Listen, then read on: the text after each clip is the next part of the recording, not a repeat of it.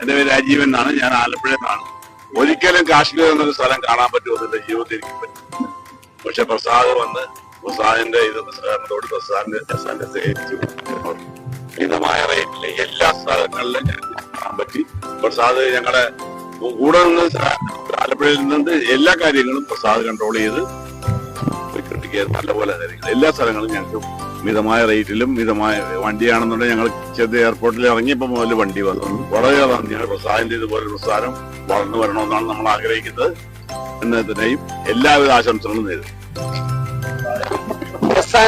Travels പ്രസാദിന്റെ കൂടെ 5 ദിവസത്തെ കാശ്മീർ യാത്ര അതിമനോഹരവും ഗംഭീരവുമായിരുന്നു.